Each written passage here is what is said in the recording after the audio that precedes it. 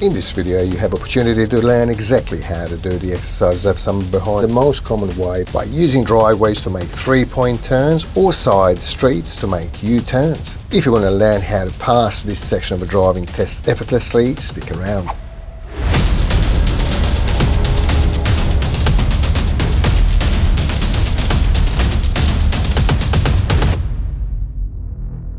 Steve at Driving School WA here. In this video, I'm going to demonstrate exactly how to do the exercise left thumb behind. I always imagined it must be a better way for people to understand the concept of exercise left thumb behind. It's a series of maneuvers where you can get easily exposed if you are underprepared. Before you stop on the side of the road, you've got to indicate your intention that you're stopping and parking on the side of the road. So your indicator must be on for about 5 seconds, which gives you about 7-8 flashes or so.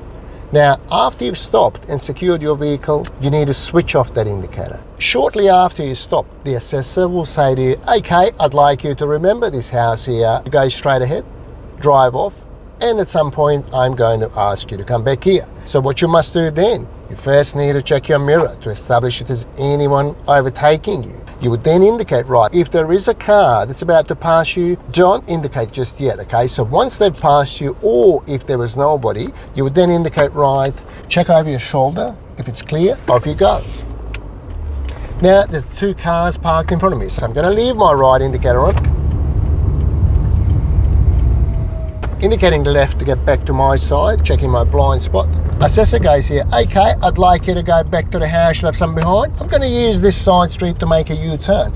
You've got to open up an angle. You can't start to steer too soon, and also you can't understeer. You've got to give way to people on the right-hand side. If there's no one, you proceed. Make sure you end up on your left-hand side, so don't go too fast. Indicating right, because we're using the next door driveway. Going into that driveway,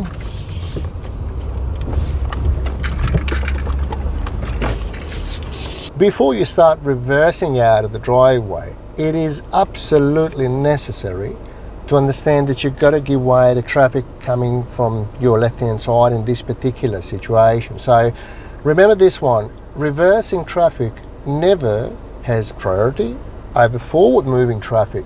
So under no circumstances, the reversing vehicle would have priority over the forward-moving traffic unless it's an emergency vehicle. When we start reversing out, we've got to check if there's anyone. So we start to turn sharply with extremely low speed, so you end up on the left-hand side of the road. If a car appears, you would stop and wait. Once you got out, again, the same procedure. We've got to put it in the first gear if it's manual and drive gear if it's automatic. Now we check the mirror. If there's nobody passing you, indicate right, look over your shoulder, move forward, and then indicate left to indicate our intention that you're stopping again. Once you've secured your vehicle, then switch the indicator off.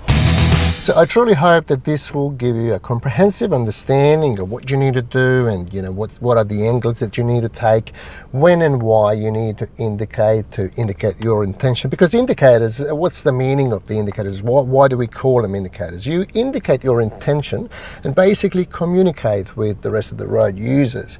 So really, it can't be too late, and it can't be too early, and it can't be left for too long, okay? And clearly it's got to be a proper indicator. You can't indicate left if you're turning right.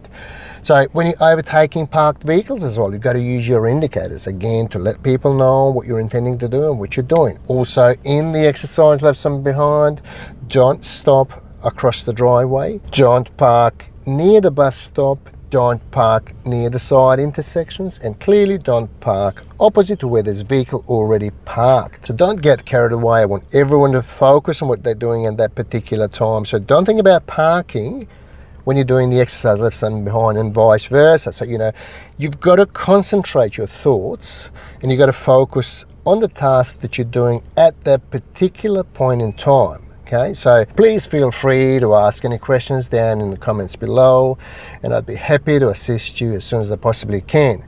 Thank you for watching, and I'll see you in the next video.